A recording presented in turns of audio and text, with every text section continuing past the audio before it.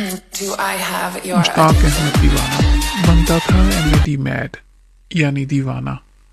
College तक पढ़ा है उसने और टैक्सी चलाता है, 4 पहियों वाली भी और 2 आंखों वाली भी। वो दुखी हो गई। टैक्सी से रोजी कमाने में तो हक हलाल की कमाई थी सर, बीएमए करके भी बेकार फिरने और धक्के खाने से मेहनत मजदूरी बेहतर रहती है। मेरा ये मतलब नहीं था। टैक्सी उसे मैंने खरीद कर दी थी और वो सुबह से शाम तक मुसाफिर ढूंढता था। मैंने बीए में फेल होके कॉलेज छोड़ दिया था। अकेली माँ ने उसे रिवायती तरीके से बर्तन कपड़े धोकर अपनी कमाई से पढ़ाया।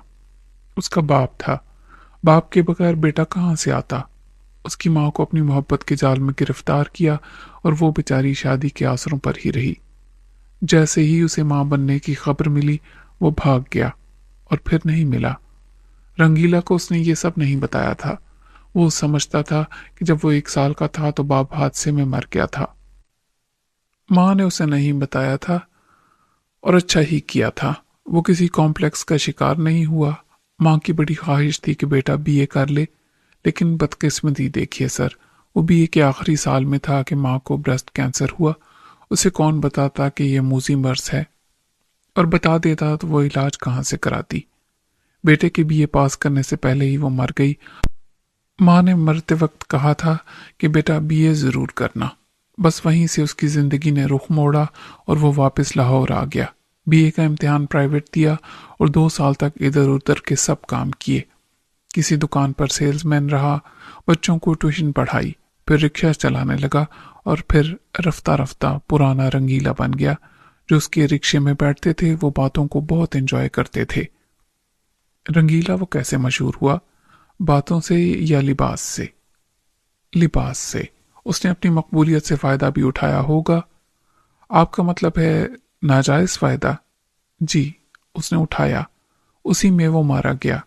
वो एक खासी मोअज़्ज़ज़ नजर आने वाली लड़की को हर रोज समनाबाद के घर से चेरिंग क्रॉस तक लाता था। लड़की ने उसे बताया था कि वो प्राइवेट अस्पताल में नाइट डेस्क पर रिसेप्शनिस्ट है। वो नाइट ड्यूटी जरूर देती थी, मगर किसी अस्पताल में नहीं। रंगीला बुरी तरह से उसके इश्क में गिरफ्तार हो गया और उसने लड़की से कहा कि वह सुबह ड्यूटी खत्म होने के बाद उसे वापस घर ले जाने के लिए भी आ सकता है। लड़की ने बहुत टाला कि मेरी वापसी में देर सवेर हो जाती है, लेकिन रंगीला पर तो इश्क का भूत सवार था। उसने कहा कि वह अस्पताल के बाहर इंतजार कर लेगा। लड़की समझ तो गई कि रंगीला उस पर मर मिटा है, मगर एक रिक्शे वाले की क्या औकात थी? वो उससे कैसे मोहब्बत करती? उसे तो वो अपनी एक रात तक न देती, क्योंकि वो उसे अफोर्ड नहीं कर सकता था। रंगीला अपने पागलपन में ये सुराग लगाने चल पड़ा कि वो किस अस्पताल में है। चेरिंग क्रॉस के आसपास तो ऐसा कोई बड़ा और मशहूर अस्पताल भी नहीं था। इसी चक्कर में उस लड़की की हकीकत सामने आ गई। कहानी की दिलचस्पी अपनी जगह, सुलोनी के सुनाने का अंदाज भी दिलकश था। वो खामोश हुई तो मैंने पूछा, फिर क्या हुआ अंजाम? अंजाम क्या हो सकता था? जब हकीकत का पता चल गया तो उस लड़की ने रंगीला को रोक दिया, मगर वो कहाँ रुकने वाला था। वो उसी जुनून के साथ अपनी महबूबा की गुलामी करता रहा। वो लड़की, तुमने अब तक उसका नाम नहीं लिया। उसने नजर भर के मुझे देखा। आपका क्या ख्याल है कि वो मैं थी? नहीं सर, उसका नाम था शम्मी। औरत वो जैसी भी थी, मगर औरत थी। चाहत का और चाहे जाने का जज्बा भी उसके अंदर था। उसने रंगीला को कबूल कर लिया। साथी या गुलाम, उनका बड़ा अजीब रिश्ता था। रंगीला ने उसे बंदा बेदाम बना रखा था और वो भी किसी रिवायती मशरकी बीवी की तरह उसकी खिदमत करती थी, उसका ख्याल रखती थी, यहाँ तक कि उसका गुस्सा भी बर्दाश्त करती थी, उससे मार भी खाती थी। जब वो नशे में होता था तो उसे सख्त बुरा भला कहता था। कभी खुद छोड़ के चला जाता था और कभी वो निकाल बाहर करती थी बेइज्जत करके। मगर उसके बाद भी वो एक दूसरे के बगैर जिंदा नहीं रह सकते थे। शायद वो जिंदगी को ऐसे ही गुजार देते, लेकिन शम्मी का कत्ल हो गया। कत्ल हो गया? मैं चौंक पड़ा। रंगीला के हाथों? नहीं सर, कोई बदमाश था, हिस्ट्री शीटर, ग्वाल मंडी का दादा कहलाता था। वो शमी को घर में डालना चाहता था। कहता था पैसा जितना चाहे ले ले, मगर वो था शादीशुदा, बच्चों वाला, और खुद शम्मी आज़ाद तितली रहना पसंद करती थी। किसी पिंजरे की मैना नहीं बनना चाहती थी। रंगीला को पता ही नहीं चला। वो दीवानावार इधर उधर शम्मी को तलाश करता फिरा, थानों और अस्पतालों में भी गया। मायूस होकर उसने समझ लिया कि शम्मी किसी के साथ चली गई है। फिर एक थाने में किसी ने उसे बताया कि गवाल मंडी के दादा ने उसे मार दिया है। यानी एक और मोहब्बत की कहानी खत्म। वो कुछ वक्फे के बाद बोली, नहीं, उसका दी एंड ये नहीं।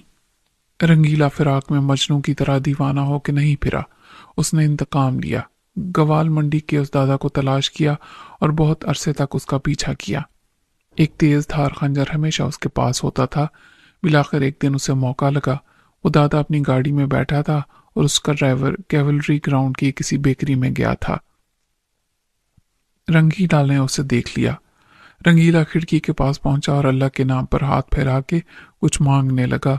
दादा ने उसे देने के लिए 10 का नोट निकाला और खिड़की का शीशा नीचे किया ही था कि खंजर उसकी गर्दन पर फिर गया, यूं कि खुद दादा को पता भी ना चला होगा।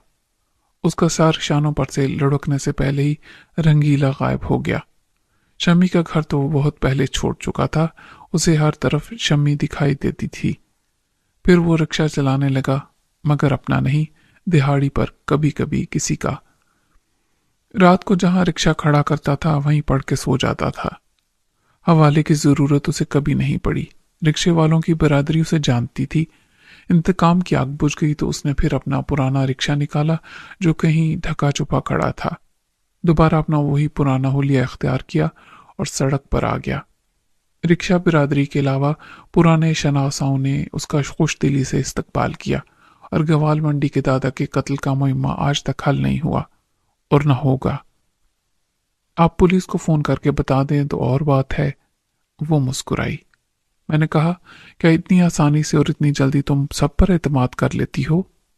सब कौन? सिर्फ अपनी बात करें सर। चलो, मुझ पर क्यों इतना भरोसा किया था तुमने कि एक खतरनाक सच मुझे बता दिया? इसे कुछ और ना समझें सर, बेजा तारीफ या खुशामद। दरअसल आपकी जात ही एतमाद पैदा करती है। चौधरी अनवर साहब ने आप पर क्यों एतमाद किया?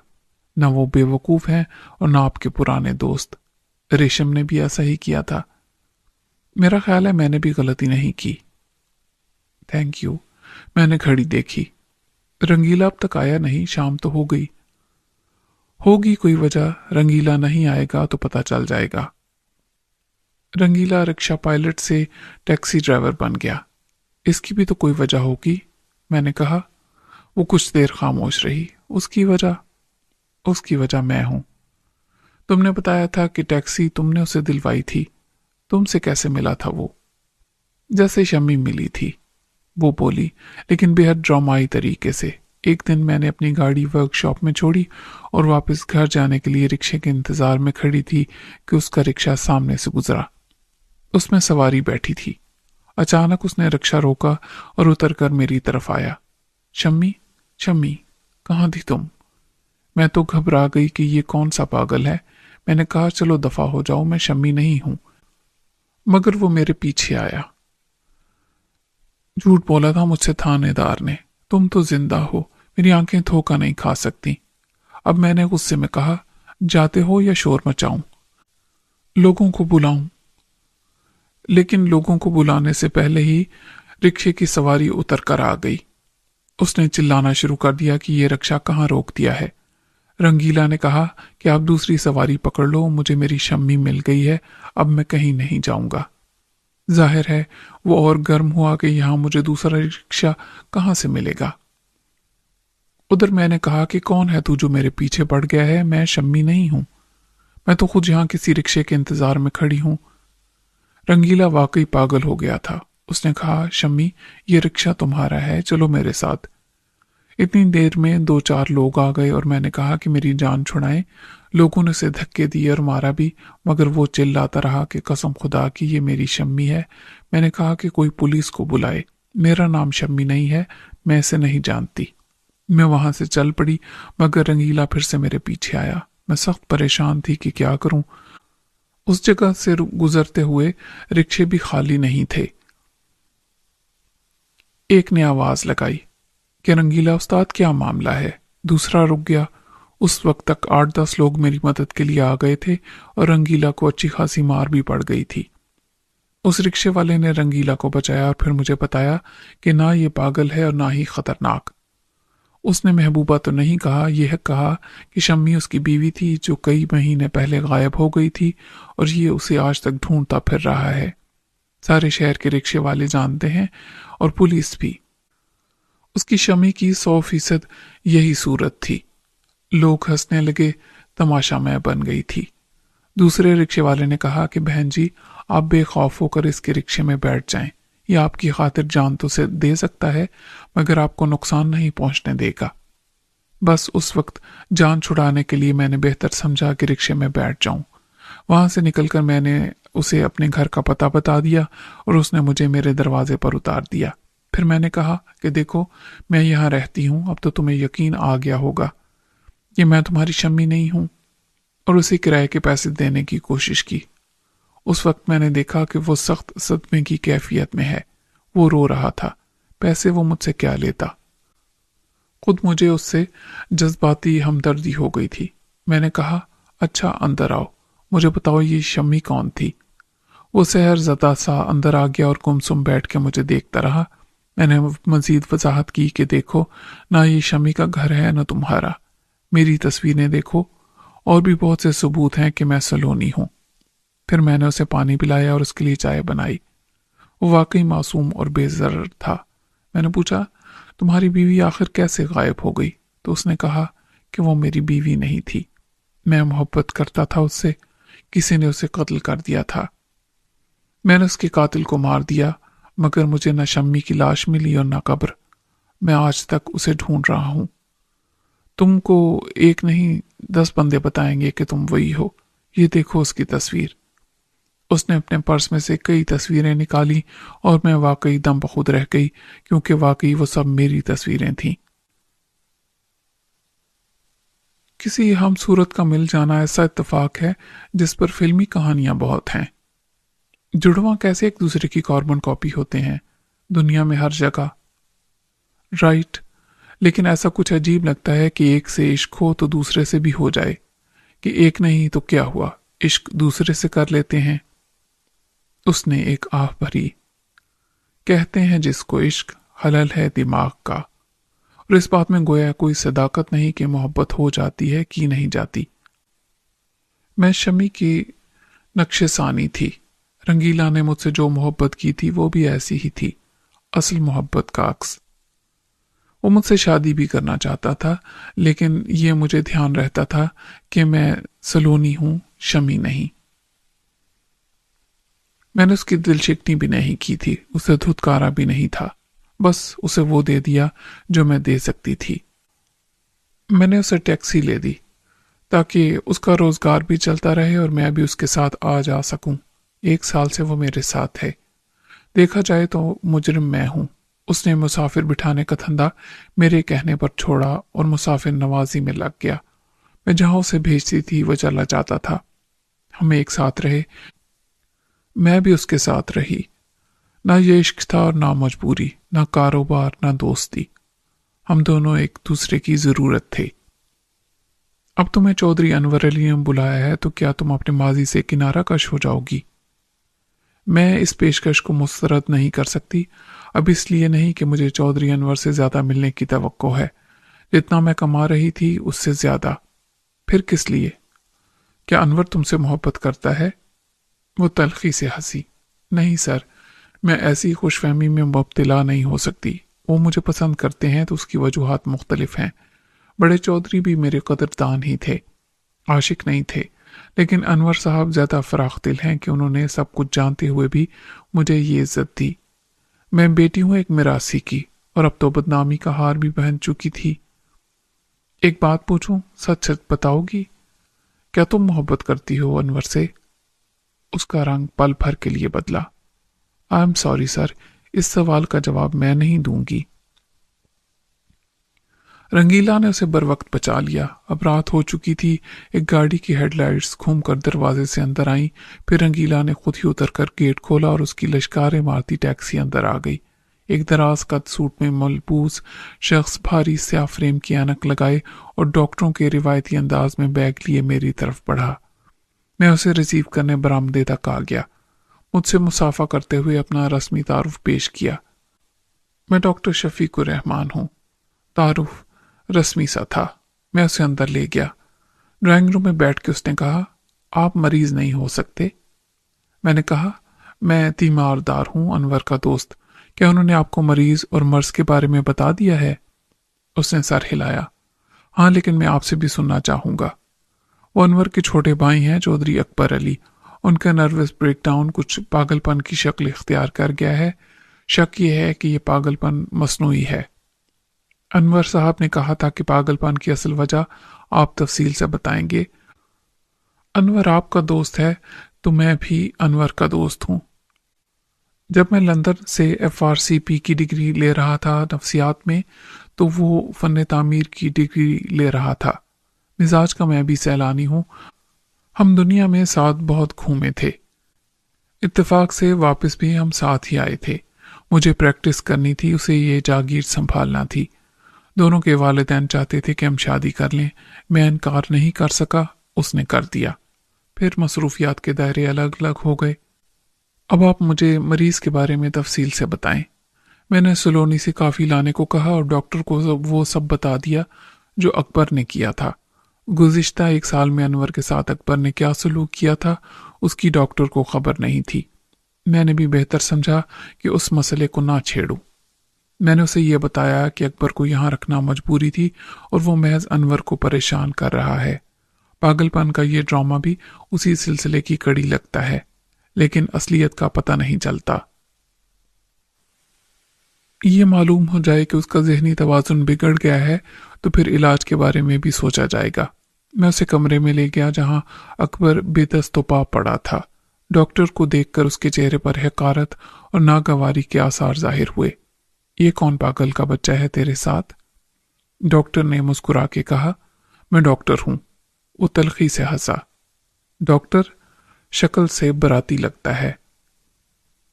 गले में बाजे की जगह ये आला डाल लिया है। दरअसल मैं पागल खाने का डॉक्टर हूं, शफीकुर रहमान ने कहा।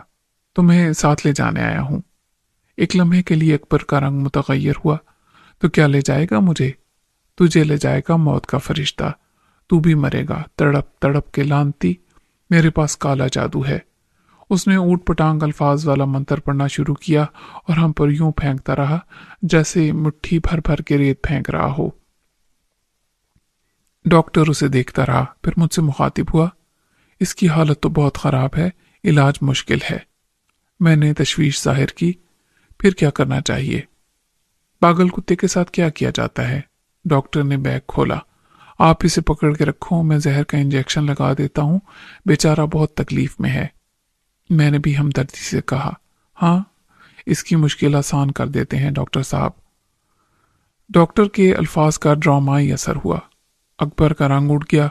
वो बदहवासी में चिल्लाया, नहीं नहीं, मुझे मारो मत, मैं पागल नहीं हूं, खुदा की कसम मैं पागल नहीं हूं।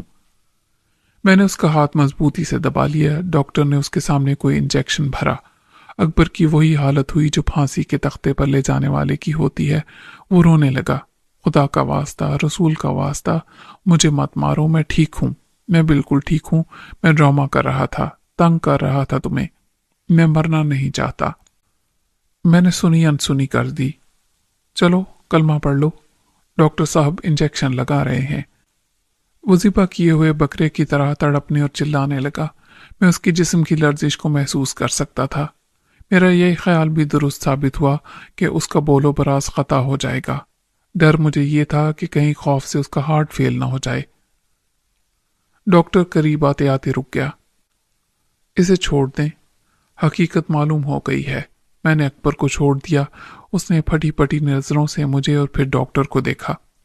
उसे अभी तक यकीन नहीं आया था कि ये सब झूठ है। उसका खौफ अब भी बरकरार था, मगर कुछ कम हो गया था। आहिस्ता आहिस्ता अपनी बुज़दिली पर शर्मिंदगी ने खौफ की जगह ले ली। उसने सिर्फ एक धमकी पर एतराफ़ जुर्म कर लिया था और वो महसूस कर रहा था कि उसने अपने कपड़े और बिस्तर भी नापाक कर दिए हैं। डॉक्टर ने इंजेक्शन रख दिया।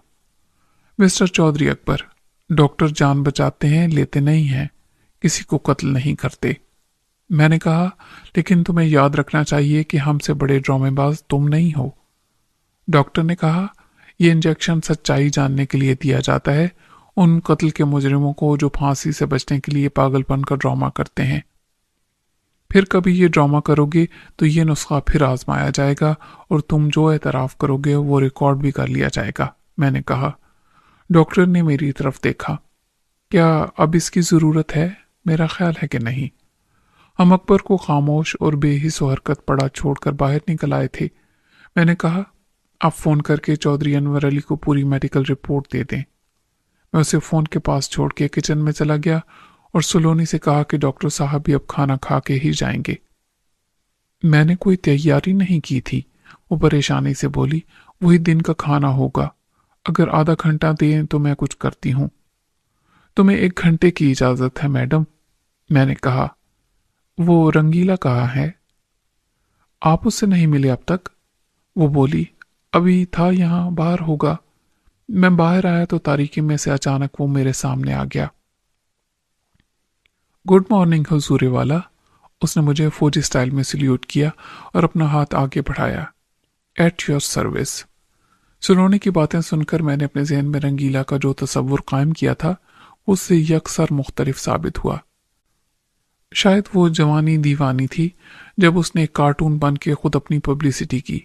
ताहम ये उसकी जहानत भी थी कि उसने अपने मस्खरेपन को अपने कारोबार में मन्नोअन इस्तेमाल किया और एक गुडविल बनाई। लोग उस पर हंसते थे, जो यकीनन उससे बेहतर था कि लोग उस पर रोते। उसने दोस्त बनाए, दुश्मन नहीं। शम्मी से एक जुनूनी इश्क भी उस उम्र के आतिशफिशां जज्बात का नतीजा था। फिर ये आग सुलोनी को देखकर भड़की और अब जुनून की दीवानगी ने होशमंदी को साथ रख लिया था। उसने आम सी पतलून के साथ 4 खाने वाली शर्ट पहन रखी थी और जॉगर्स। मुतवज्जे करने वाली उसकी खुशदिली और जानदार मुस्कुराहट थी। वो 5.5 फुट औसत कद का कसरती बदन वाला 30-32 साल का जवान आदमी था, मगर बेहद जोशीला और इज़्तिराबी मिजाज रखने वाला। यूं लगता था जैसे तवानाई उसके अंदर यूं फिर रही हो जैसे सर्द नजर आने वाले आतिफिशां पहाड़ की गहराई में उबलता खौलता लावा। मैंने इससे दोस्ताना अंदाज में हाथ मिलाया। मुझे तुमसे मिलने का बड़ा इश्तियाक था। सलोनी ने तुम्हारे बारे में मुझे सब बता दिया था। वो हंसा। औरतें ऐसे ही बेपर की उड़ाती हैं सर। कॉकरोच देख के ऐसे चीख मारती हैं जैसे शेर हो, और शौहर शेर का बच्चा शेर खान हो तो उसे बना देती हैं कॉकरोच। मैंने कहा, भाई अपने अपने तजुर्बे की बात है। डॉक्टर साहब खाना खा के जाएंगे, तुम भी खा लो। अंदर टेलीफोन पर डॉक्टर की अनवर अली से न जाने क्या गुफ्तगू चल रही थी। उसके लिए मैं अजनबी था और मेरे लिए वो। चुनाचा हम दोनों ने हवेली की सियासत और हवेली में रहने वालों के बाहमी रिश्तों पर बात करने से गुरेज किया। जाते वक्त उसने मुझे 2 गोलियां दी। शायद इस कैफियत में वो ना दवा ले और ना इंजेक्शन, हालांकि मैं समझता हूं कि उसको सुकून और आराम की ज़रूरत है। फिर ये गोलियां? उसने कहा, ये आप खाने या चाय में मिलाकर दे सकते हैं। सिर्फ 1 गोली, अगर किसी वजह से वो ज़ाया हो जाए तो दूसरी काम आएगी। इससे वो गहरी नींद सो जाएगा और उसको वापस हवेली मुंतकिल करना आसान होगा। वो मुज़ाहमत नहीं करेगा। मैंने गोलियां जेब में रख लीं। आपने मेरा काम आसान कर दिया। रंगीला अपनी टैक्सी में ड्राइवर को ले गया। उस वक्त रात के 10 बजे थे। मैंने अकबर अली के लिए खाना एक ट्रे में लगवाया और गोली को पीस कर थोड़े से सालन में मिला दिया। फिर मैंने उसका जायका चखा तो मुझे फ़र्क कोई महसूस नहीं हुआ। दूसरी प्लेट में थोड़े से चावलों के साथ मैं ट्रे को अकबर के कमरे में ले गया। मुझे अंदाज़ा था कि वो भूखा होगा और ये खाना उसे यकीनन नाकाफ़ी होगा, लेकिन मैं चाहता था कि पूरी गोली उसके पेट में उतर जाए, और ऐसा ही हुआ। उसने सारा सालन उन चावलों पर डाला और ज़रा सी देर में ख़त्म कर दिया। उसका गुरूर और तकब्बुर, उसकी खुदसरी और शर्म, खुशफहमी और मज़ाहमत की कुव्वत, सबका ग्राफ 0 पर आ चुका था। वो एक मायूस, हारा हुआ और बेबस कैदी था। चौधरी अकबर अली द ग्रेट नहीं, जो नाकाबिले शिकस्त था। खाना खत्म हो गया तो उसने पुरुमीद नजरों से मेरी तरफ देखा और मैंने उसे मजीद खाना ला दिया। मुझे कब तक यहाँ रहना होगा? उसने खाने के बाद पूछा। कैदी को क्या फर्क पड़ता है, उसको किसी भी जेल में रखा जाए। फर्क पड़ता है तो उसके अच्छे रवैये से, मैंने सपाट लहजे में कहा। मैं अपनी बीवी और माँ से मिलना चाहता हूँ। इस रियायत का निसार भी तुम्हारे रवैये पर है, मैंने कहा। अनवर इतना संगदिल और बेजमीर जेलर नहीं है जितने तुम थे। फिर मैंने बर्तन उठाए और दरवाज़ा खुला छोड़ के बाहर निकल आया। रात के 11 बजे के बाद जब मैं रंगीला की वापसी का मुंतजिर था, फोन की घंटी बजने लगी। रिसीवर उठाया तो दूसरी तरफ रेशम थी। माफ करना, मैंने तुम्हारी नींद खराब की, वो तन से बोली। मैं 100% जाग रहा था और तुम्हें ही याद कर रहा था। तुम शहरी लोग बातों में बड़े चालाक बनते हो। भाग गए हो मुझसे जान छुड़ा के, पलट के खबर भी नहीं ली, और खुद पता नहीं कहाँ छुपे बैठे हो। बस, या कुछ और भी कहना है? अब कुछ मेरी भी सुन लो। मुझे अनवर ने एक जिम्मेदारी सौंपी है, मैं इनकार नहीं कर सकता था। यानी अभी कोई इरादा नहीं है तुम्हारा वापस आने का? वो खफकी से बोली। मैंने कहा, मजबूरी है, शायद महीना भर और लग जाए। तुम कुछ परेशान लगती हो, मैंने कहा। परेशानी तो है, यहाँ सब बड़ी अजीब नजरों से देखते हैं मुझे और पीठ पीछे बुरी बुरी बातें भी करते हैं। कैसी बातें? तुमने क्या बुराई की है किसी के साथ? तुम नहीं समझे। चौधरी अनवर अली ने जो मुझे इज्जत दी है वो सबको बुरी लग रही है। मैं गरीब मुजारे की लड़की पहले ही बहुत मुंह फट मशहूर थी। फिर तुम्हारी वजह से लोगों ने बदनाम किया और ये भी कहा कि मेरे बाप ने तुमसे मेरा सौदा कर लिया था। ला हौले वला कुव्वत। कौन कहता है ऐसा? नाम किसका लूं मैं? मुझे पता है, पहले ये भी कहते थे कहने वाले कि मैंने चौधरी अकबर को फांसा है और उससे शादी करके हवेली की मालिकन बनना चाहती हूँ। अब कहते हैं कि मैंने अकबर को और तुम्हें छोड़ के अनवर अली से रिश्ता जोड़ लिया है, और तुम जानते हो कि ऐसा नहीं है। वो रो पड़ी। रेशम, खुदा के लिए संभालो खुद को, भौंकने दे उन कुत्तों को। बड़े चौधरी साहब जरा लिहाज नहीं करते।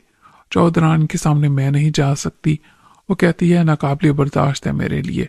उसकी मुंह चढ़ी खिदमतकार मेरी वजह से मारी गई।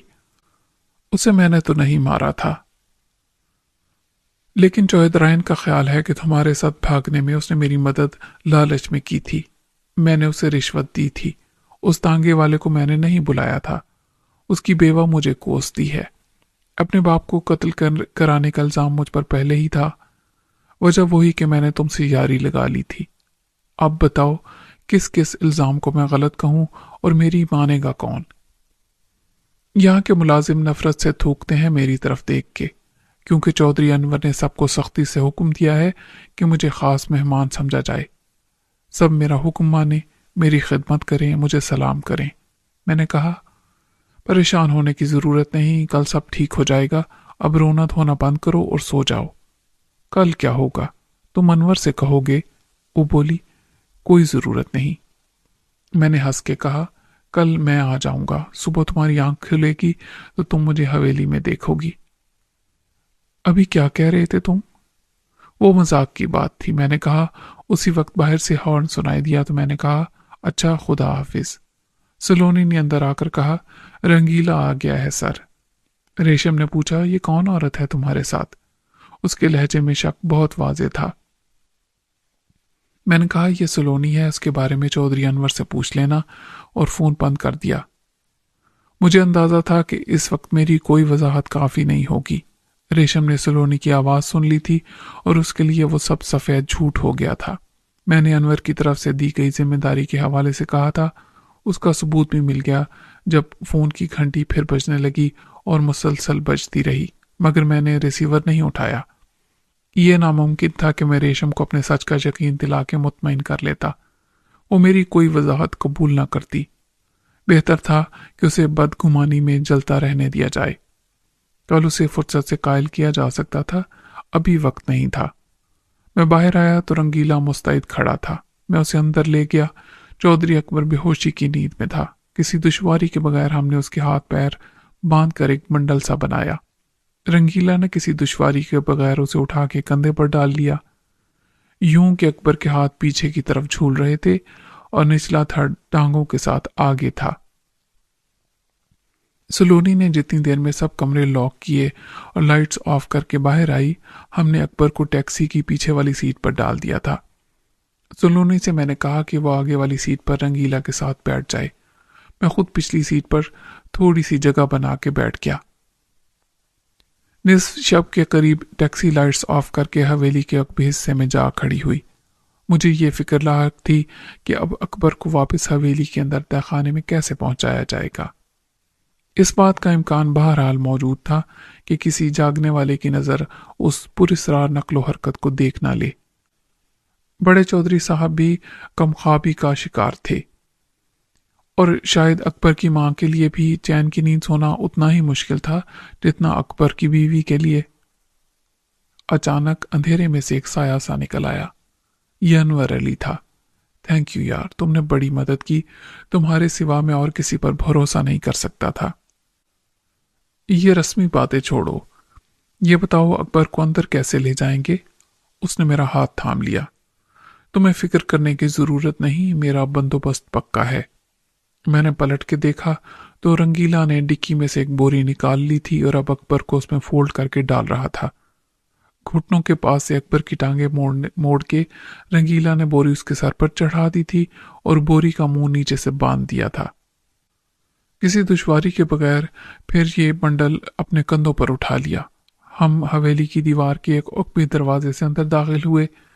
हवेली कोई शाही महल नहीं थी कि उसमें अंदर आने जाने के लिए खुफिया रास्ते रखे गए थे। 10 मिनट के बाद अकबर उसी जिंदान में था जहां अनवर ने 1 साल गुजारा था। अकबर उस वक्त भी नींद में था जब उसके एक पैर को पहले की तरह हल्का जंजीर में डाल दिया गया। एक नज़र में बिल्कुल अंदाजा नहीं किया जा सकता था कि ये जगह सिर्फ चंद घंटे के लिए अपनी शनाख्त बदल चुकी है।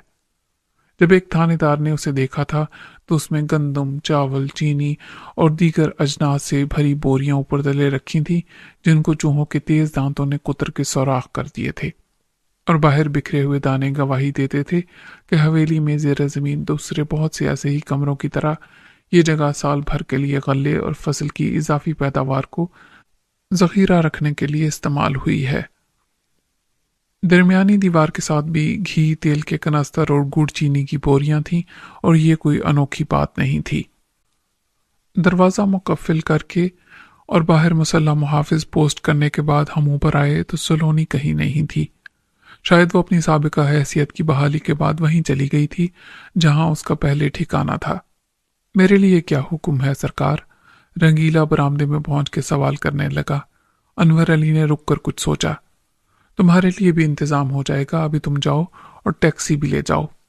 कल दोपहर तक किसी वक्त भी आ जाना, तुम्हें इस खिदमत का इनाम भी मिलेगा और नई जिम्मेदारी भी दी जाएगी। रंगीला सलाम करके रवाना हो गया। मेरी ख्वाबगाह के दरवाजे पर खड़े मुहाफिज ने खामोशी से सलाम के लिए हाथ उठाया। अनवर ने फकत सर की जुम्बिश से जवाब दिया और मेरे साथ अंदर आकर दरवाज़ा बंद कर दिया।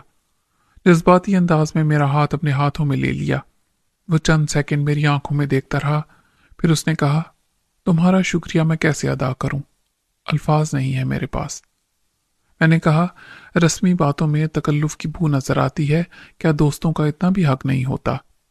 वो खुशी से मुस्कुराया। कैसी अजीब है ये वारदात भी। हम दोनों एक दिन पहले अजनबी थे और एक से कैदी। एतमाद का ये रिश्ता बरसों में कायम होता है। चलो अब सो जाओ, सुबह मुलाकात होगी। शब बखैर। शब बखैर, मैंने कहा और लाइट ऑफ करके लेट गया। थकन के बावजूद मैं एक तवील राहत बख्श नींद से महरूम रहा। जब मेरी आंख खुली तो दिन का उजाला खासा फैल चुका था।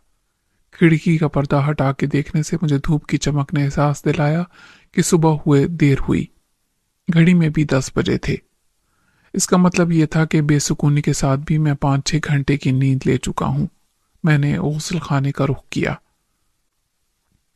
जब गुस्ल करके वापस आया तो यह देखकर हैरान रह गया कि वहां मेरे पहनने के लिए वार्डरोब में 1 दर्जन के करीब कपड़े मौजूद थे। ये सब कहाँ से आए और कैसे आए? शायद ये मेहमान खाने के मुंतजिम की जिम्मेदारी में शामिल था। मैंने ताज़ा दम होकर अपने लिए एक पतलून और शर्ट का इंतखाब किया जो बेश कीमत ही नहीं, बिल्कुल मेरे जिस्म के मुताबिक थी। अब मुझे भूख का एहसास हुआ। मैं दरवाजे के बाहर आया तो बाहर खासी गहमा गहमी थी। दरमियानी कुशादा सहन में अनवर अली कोई अदालत लगाए बैठा था और एक औरत सीना को भी कर रही थी। दरवाजे पर मुहाफिज की जगह अब एक खादिम स्टूल पर बैठा था जो मुझे देखते ही उठ खड़ा हुआ।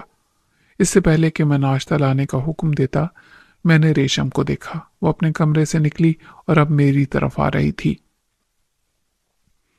वापस अंदर आके मैं एक सोफे पर बैठ गया। वो आई और मेरे पास ही बैठ गई। उसकी हालत में मुझे नुमाया फर्क दिखाई दिया। दुख और खौफ की जगह अब उसके चेहरे पर एक पुरसुकून बशाशत थी। बड़ा छबीला बापू बने हुए हो, वो मुस्कुरा के बोली। मैंने कहा, तुम भी किसी पंजाबी फिल्म की हीरोइन लग रही हो। मैंने तो मांगे के कपड़े पहन रखे हैं।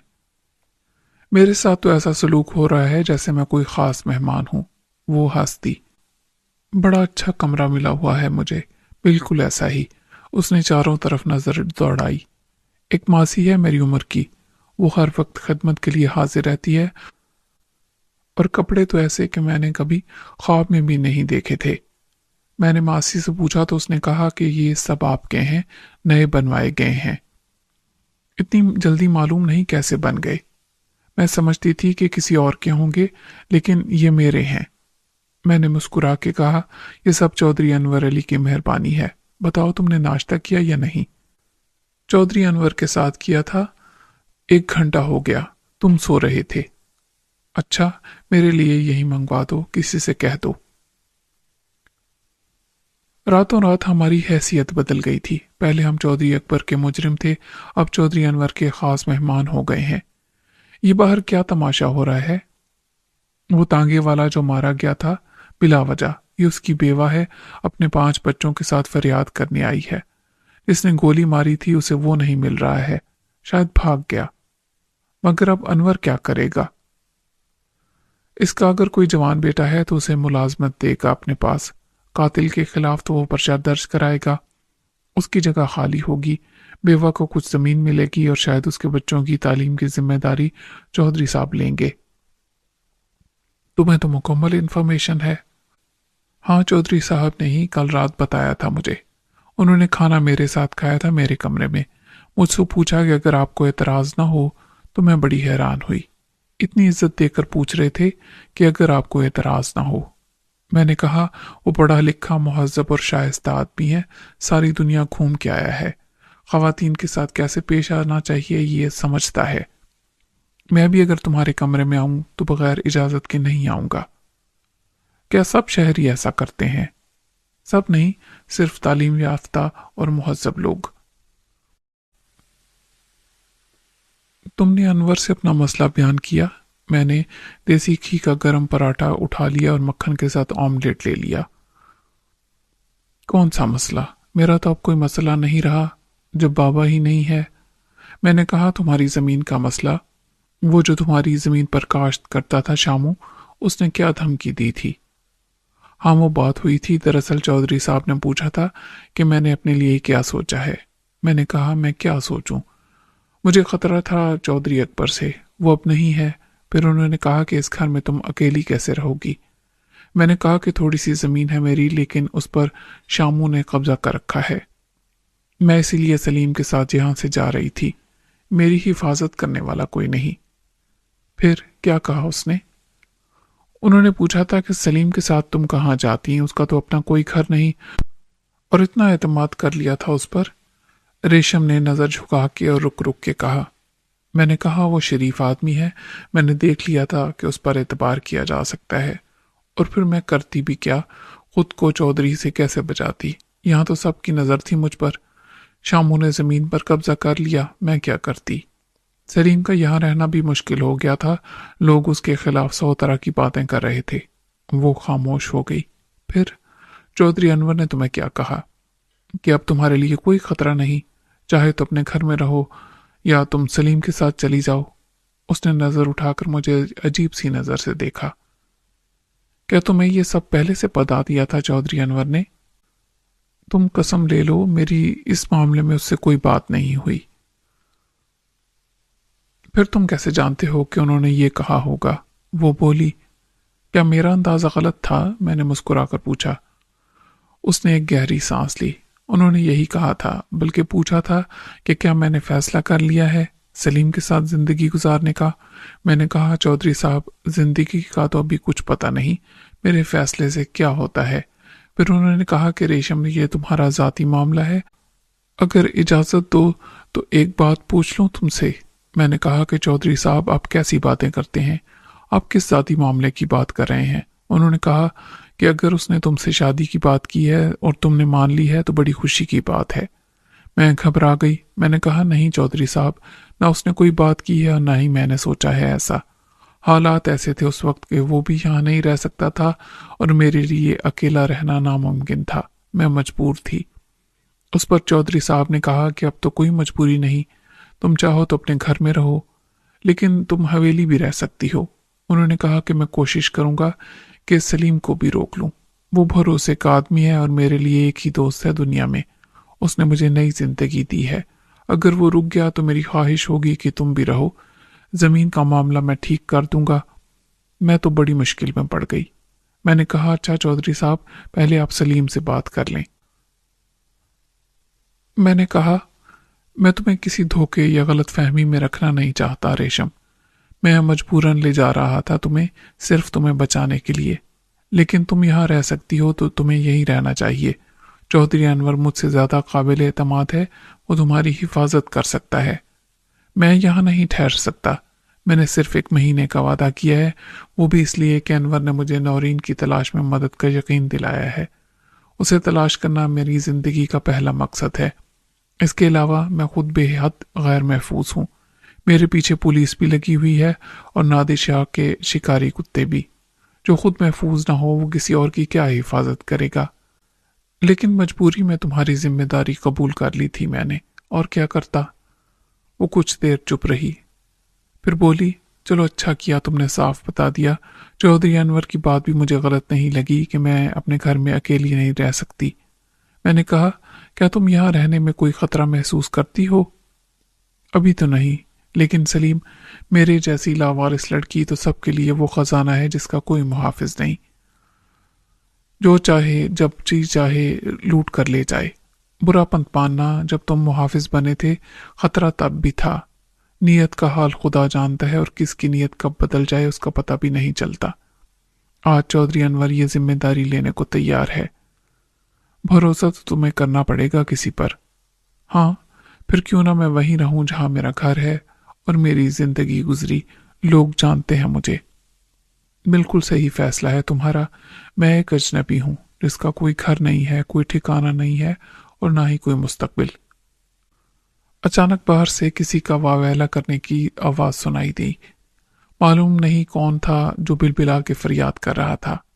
ہائے ہائے میری توبہ، میرے باپ کی توبہ چودھری صاحب، یہ کیا ہو رہا ہے؟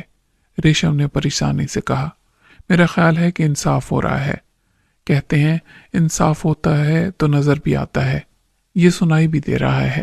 میں نے کہا میں ناشتہ ختم کر چکا تھا، ریشم کے ساتھ باہر آیا تو عجیب منظر دیکھا۔ انور کی عدالت سے ٹانگے والے کی بیوہ کا کیس نمٹا دیا گیا تھا، وہیں اب دوسرے مقدمے کے مجرم کو سزا دی جا رہی تھی۔ انور کرسی پر بیٹھا کوئی فائل دیکھ رہا تھا اور اسے 20 فٹ کے فاصلے پر شاموں مرغا بنا ہوا تھا۔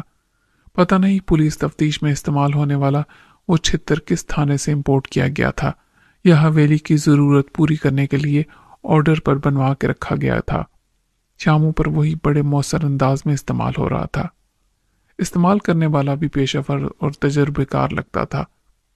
سزا کو مؤثر بنانے کے لیے اس نے شاموں کی شلوار نہیں اتاری تھی جیسے کہ تھانے کا دستور ہے، اس نے شاموں کو مرغا بنا کے پیچھے سے قمیض اٹھا دی تھی اور شلوار کا تھوڑا سا حصہ پھاڑ دیا تھا۔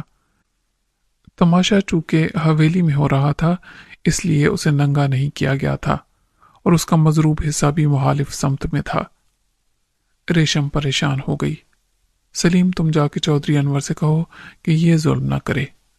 میں کہہ دیتا ہوں، میں نے کہا، مگر میرا خیال ہے کہ سزا سے کچھ عبرت بھی ہونی چاہیے دوسروں کو، اور جو حالات نہ بدلتے تو کیا شاموں تمہیں کوئی رعایت دیتا کہ یتیم لڑکی ہے، زمین پر قبضہ نہ کرتا، وہ تو گھر بھی لے لیتا، تم تو سب چھوڑ چھاڑ کے بھاگ جانا چاہتی تھی۔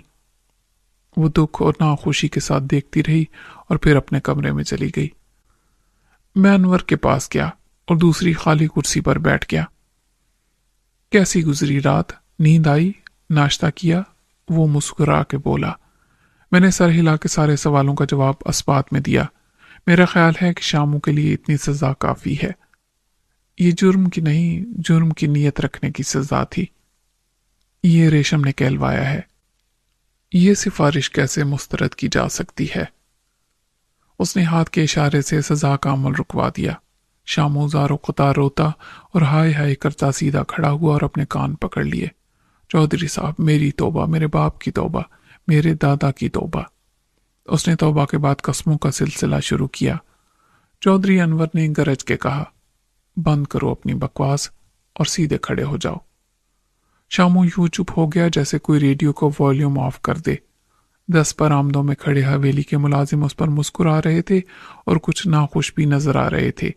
अनवर ने अपना फरमान जारी किया, चल अब दफा हो जा। जमीन पर तू ही काम करेगा, लेकिन मेरा मुंशी सारा हिसाब किताब करेगा। एक दाना भी इधर से उधर हुआ तो तेरी खाल के जूते बनवा के उसी से सर पर ऐसा तबला बजाऊंगा कि तू गंजा हो जाएगा। शामू पलट के ऐसे भागा जैसे नशे में हो। तुम नए हाकिम की दहशत कायम कर रहे हो। रेशम की शिकायत करने का मकसद ये बहरहाल नहीं था। यह सब मुझे पसंद नहीं है, मगर जरूरी है, वरना शराफत को मेरी कमजोरी समझ लिया जाएगा और पुराने पापी मेरे खिलाफ साजिशों में मसरूफ हो जाएंगे। आहिस्ता आहिस्ता मामलात को मैं अपने ढब पर ले आऊंगा। हवेली के अंदर तुम्हारी फैमिली का मूड कैसा है? जाहिर है कि अच्छा नहीं है। सुबह में माँ को सलाम करने गया था। नमाज के बाद वो जाए नमाज पर तस्बीह लिए बैठी थी। उन्होंने जवाब नहीं दिया। मैंने पूछा, आप नाराज हैं मुझसे? उन्होंने मुंह फेर के कहा, क्या फर्क पड़ता है किसी को मेरे नाराज होने से? तुम दोनों एक से जालिम हो। मैंने कहा, आपको बहुत जल्द अपनी राय बदलनी पड़ेगी। जुल्म और ज्यादती पहले मेरे साथ हुई थी और अकबर ने छोटा होने के बावजूद जो मेरे साथ किया उस पर ना आपने उन्हें रोका और ना ही अब्बा जी ने। वो रोने लगी कि तुझे क्या मालूम मैंने कितनी कोशिश की थी। आज तू जिंदा है तो मुझे इल्जाम दे रहा है और अपना बदला ले रहा है। मैं क्या करूं? हाथ तेरा भी नहीं पकड़ सकती। मैंने कहा, चंद दिन में आप देख लेंगी कि मैं इंतकाम नहीं लेना चाहता। उन्होंने यकीन नहीं किया होगा। मैंने कहा, हाँ, 2 दिन से वो देख रही हैं कि मैं हलाकू खान बना हुआ हूं। और बड़े चौधरी साहब कल तक सदमे की कैफियत में थे, अब शायद कुछ और सोच रहे हैं। मेरे सलाम के जवाब में उन्होंने बड़े जलाली अंदाज में कहा, दफा हो जाए यहां से। तू क्या समझता है मैं मर गया हूं? अभी चौधरी असगर जिंदा है। ये सब न तेरा है न उसका। मैं मालिक हूं सबका। मैं ये सब नहीं करने दूंगा तुझे, वरना डाल दे मुझे भी कैद में, जहर दे मुझे भी। इसका मतलब है वो कुछ करना चाहते हैं। हाँ, उनके सामने से तो मैं जवाब दिए बगैर लौट आया, लेकिन सलीम, अगर वो चाहें तो बहुत कुछ कर सकते हैं कानूनी तौर पर। मैंने कहा, मसलन वो आग कर सकते हैं तुम्हें। आग करने की कोई कानूनी हैसियत नहीं। वो जायज कानूनी वारिसों को अपने हक से महरूम नहीं कर सकते। फिर किस बात का डर है तुम्हें? वो तुम्हारे खिलाफ फौजदारी मुकदमा दायर कर देंगे। उसमें तो वो खुद मुजरिम बन जाएंगे। पहल उनकी तरफ से हुई थी, अकबर भी नहीं बचेगा। वो हरगिज़ ऐसा नहीं करेंगे। उन्हें ये खौफ रहेगा कि कहीं ऐसा ना हो कि अकबर गायब हो जाए। वो खुद न जाने कितने बंदे गायब कर चुके हैं, और जो गायब हो जाता है वो इस दुनिया में कहीं नहीं मिलता, न जमीन के ऊपर न नीचे। इसका तो सवाल ही नहीं। वो क्या कर सकते हैं जिससे मसला हल हो जाए? अभी मैं जिंदा हूं, इस बात का मतलब बहुत वाज़ेह है। हक के विरासत मिलता है मौत के बाद। अपनी जिंदगी में कोई अपना सब कुछ खैरात कर दे, मिटा दे या किसी को बख्श दे, वो मुकम्मल कानूनी इख्तियार रखता है। लोग अपना सब कुछ खैराती इदारों को दे जाते हैं, मस्जिद के लिए वक्फ कर देते हैं। वो ऐसा हरगिज नहीं करेंगे। मैंने कहा, राइट, ऐसा वो कर ही नहीं सकते। ये जद्दी पुश्ती खानदानी रियासत ही तो उनका सरमाया हयात है, यही उनका गुरूर है। बेटे हम 2 ही हैं। बेटी होती तो भाई के घर में होती, जैसे भाई की बेटी इनके घर में है, और भाई अभी जिंदा है। ओह, वो अगर जायदाद का मालिक भाई को बना दें फिर? वो ऐसा सोच सकते हैं खानदान की जागीर खानदान में ही रहेगी, लेकिन ये इतना ही मुश्किल फैसला होगा जितना मुझे और अकबर को हक के विरासत से महरूम करने का। और उसकी एक तारीखी वजह है। ये वजह मैं तुम्हें बाद में बताऊंगा। अंदर चल के कॉफी ब्रेक लेते हैं। आज सुबह से मामला निपटाने में मेरा दिमाग थक गया है। अनवर मुझे अपने बेडरूम में ले गया और सोफे पर नीम दराज हो गया। मैं उसके सामने बैठ गया। अनवर साहब, आपके इन 100% खानदानी मामलात में मेरा क्या रोल हो सकता है? तुम मेरे वाहिद मुशीर हो, और अगर मैं किसी पर इतना एतमाद कर सकता हूं तो वो सिर्फ तुम हो। इसलिए मैं चाहता हूं तुम मेरे साथ रहो। ये बहुत बड़ा रिस्क होगा तुम्हारे लिए, तुम्हें समझना चाहिए। इस बारे में फिर बात करेंगे, वो बोला। अभी मैं चाहता हूं कि तुम मेरे मामलात को समझ लो गहराई में जाके। मैंने हथियार डालना बेहतर समझा। अच्छा बोलो, कितनी गहराई तक जाना है मुझे? पहले कॉफी पियो, उसने खुश दिली से कहा, और ये बताओ कि तुम्हें कोई तकलीफ तो नहीं है यहाँ? इतने पुरतकल्लुफ शाहाना सलूक का आदी नहीं हूं मैं, बस यही तकलीफ है, मैंने हंसकर जवाब दिया। सूरत हाल ये है, उसने कुछ देर के बाद कहा, गालिबन हमारी खानदानी तारीख ऐसे ही चलती आई है, यानी किसी न किसी को हक तलफी की शिकायत रही, लेकिन रिश्तों की जंजीरें इतनी मजबूत थीं कि तोड़ना बिल्कुल नामुमकिन था। अब ये जो मेरे ताया साहब हैं, मेरे अब्बा जी के बड़े भाई, उनको अपने अब्बा से भी शिकायत थी कि उन्होंने इंसाफ नहीं किया था। अब्बा अपनी मर्जी चलाते हैं, मगर आज दोनों भाइयों के सोशल स्टेटस में जो फर्क आया है वो गैर मुनसिफाना तकसीम के बायस नहीं। जमीन बराबर मिली थी दोनों को, अब कुछ को बाद में पानी कम मिला। नहर से दूरी उसकी एक वजह है, असल वजह पानी की कमी बनी। पानी दरियाओं में कम हो तो नहरों में कम मिला, फिर महकमा अनहार वाले पैसा लेकर पानी छोड़ते थे। अब्बा जी ने सब नाजायज हरबे इस्तेमाल करके फायदा उठाया। ताया जी कुछ ढीले रहे, असर उनकी पैदावार और जरखेजी पर पड़ा। लेकिन बात इसी पर ख़त्म नहीं हुई। अब्बा जी ने मजीद ज़मीन पकड़ी, ज़ोर ज़बरदस्ती से भी और माल खर्च करके भी। वो सियासी ताल्लुकात में एक्टिव रहे।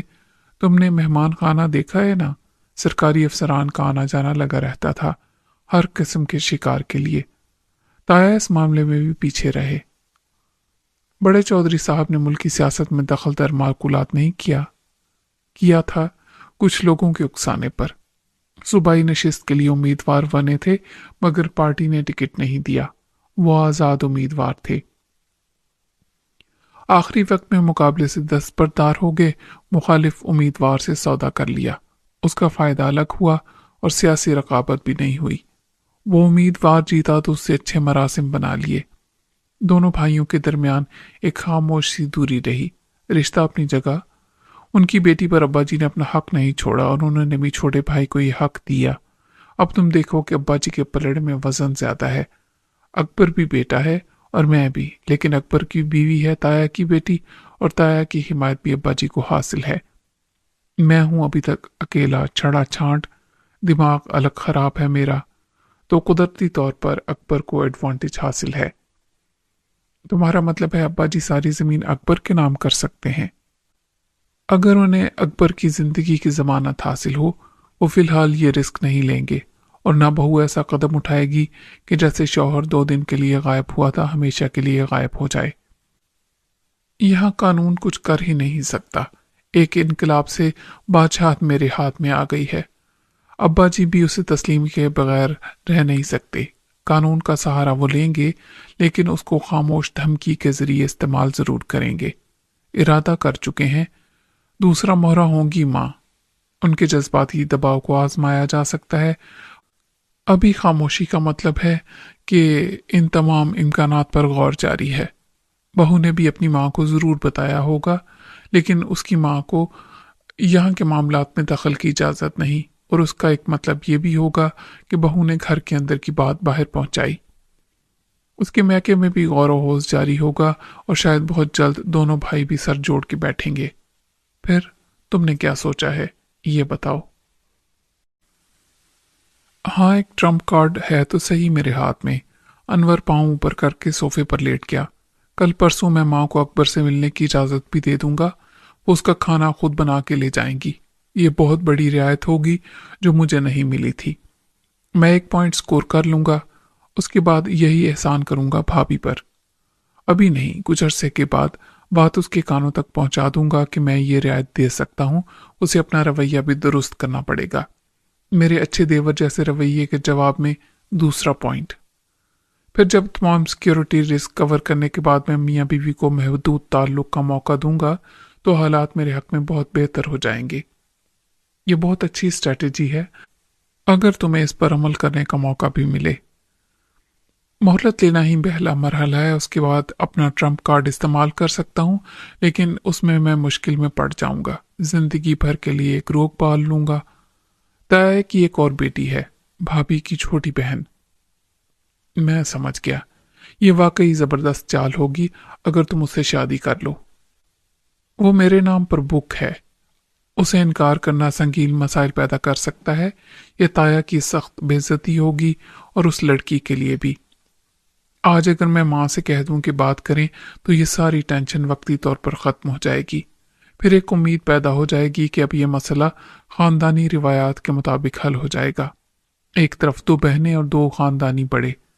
मैं गोया आ गया राह रास्त पर। सुबह का भूला शाम को लौट आया। देर हुई सो हुई, मगर अब मजीद खराबी नहीं होगी। फिर तुम्हें क्या परेशानी है? परेशानी? वो लड़की जो तमाम उम्र मेरी शरीक हयात होगी। सबसे बड़ी परेशानी तो वही है, वो रिवायती अंदाज की जाहिल, खरदमाग और बेवकूफ़ लड़की। मेरे उसके मिजाज, फितरत और पसंद में ज़मीन आसमान का फ़र्क है। क्या वो खूबसूरत नहीं है तुम्हारी भाभी के जैसी?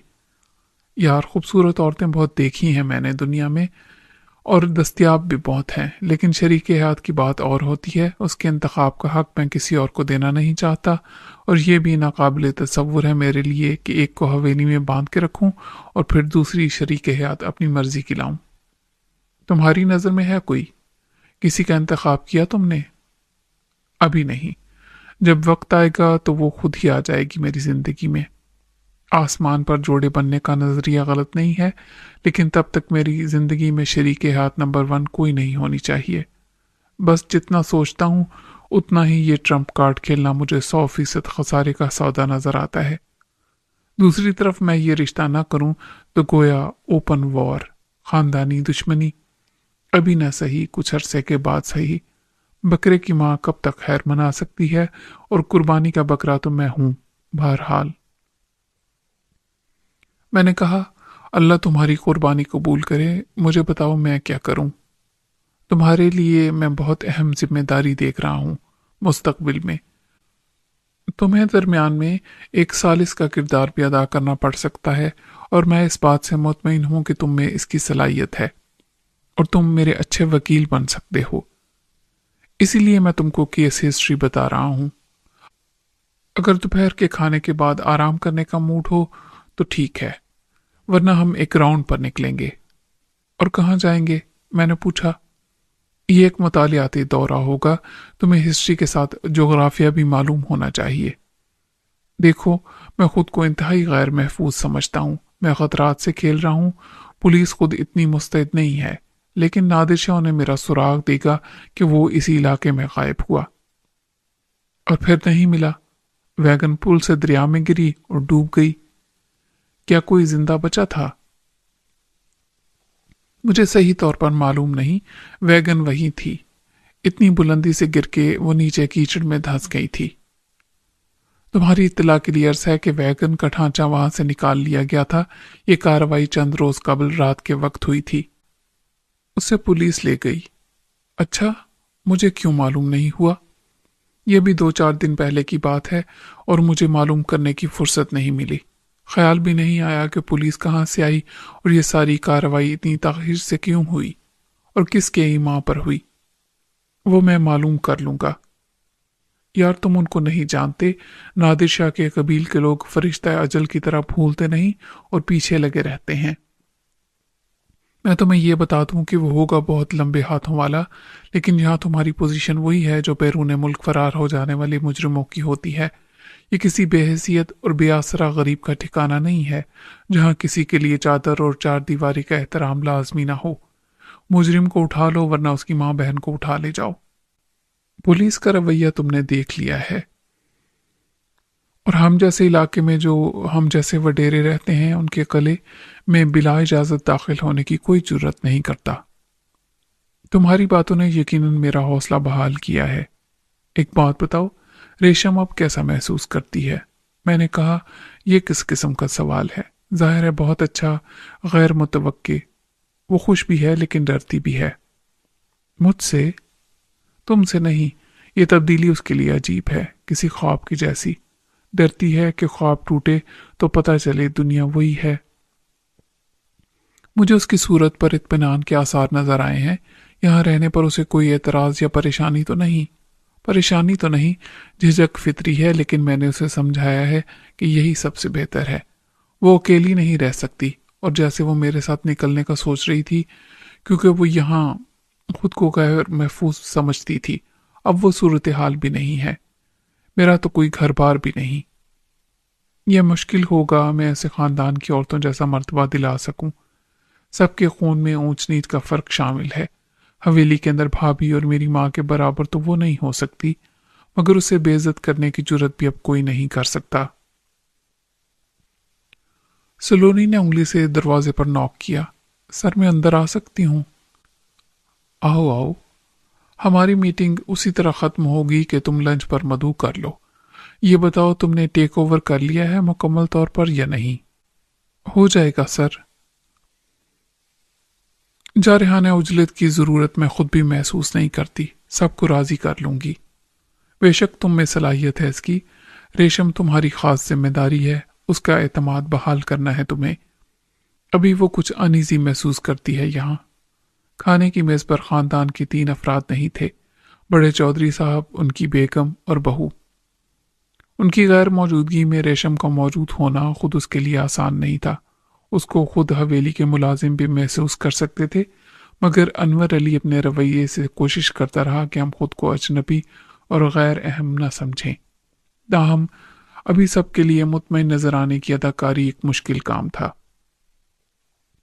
ریشم اپنے کمرے میں سونے چلی گئی تو انور علی نے ایک جیپ نکلوائی۔ وہ خود ڈرائیونگ سیٹ پر تھا، ایک ڈرائیور اور گن مین پیچھے بیٹھے۔ ڈرائیور بھی مسلح تھا، لیکن گن مین تو باڈی گارڈ کی طرح مستعد نظر آتا تھا۔ کسی کے لیے یہ نظارہ نیا نہیں تھا۔ بڑے چودھری اصغر علی کی سواری بھی اسی اہتمام کے ساتھ نکلا کرتی تھی۔ اکبر علی بھی اسی شان سے ہر جگہ جاتا تھا، ان کے لیے یہ معمول تھا۔ انور علی کے لیے طاقت کا یہ مظاہرہ ایک سیاسی ضرورت تھا۔ نیا بادشاہ پہلی بار اپنی رعایا کا حال جاننے کے لیے مملکت کے دورے پر نکلا تھا۔ البتہ میں اس پروٹوکول کا عادی نہیں تھا۔ دریا کے کنارے اب خشک تھے، وہاں سے بیل گاڑیاں اور ریڑے گزرتے تھے۔ اس سے ایک کچا راستہ سا بن گیا تھا۔ عام کار وہاں پھنس سکتی تھی، مگر جیپ 4 وہیل ڈرائیو تھی۔ ہم پل کی مخالف سمت میں جا رہے تھے۔ شاید ایسی ہی جگہ سے کسی نے مجھے پانی میں سے نکالا ہوگا۔ انور نے ایک جگہ گاڑی روک دی۔ مجھے اندازہ نہیں تھا کہ یہ کون سے دریا کی شاخ ہے۔ ویسے تو یہ ایک برساتی نالہ ہے، بارشوں کے موسم میں دریا بن جاتا ہے، انور نے کہا۔ ادھر آگے تقریباً 100 کلومیٹر کے فاصلے پر وہ دریا ہے جس کا پانی ہم پر بند کر دیا گیا ہے۔ ستلج اور بیاس ہمارے نہیں رہے، اب یہ پنجاب نہیں سراب ہے۔ دریا اب سمٹ کر ایک نالہ سا بن گیا تھا، اور جیپ اس کے ریتلے متوازی کناروں پر لکیریں بناتی ہوئی آگے جا رہی تھی۔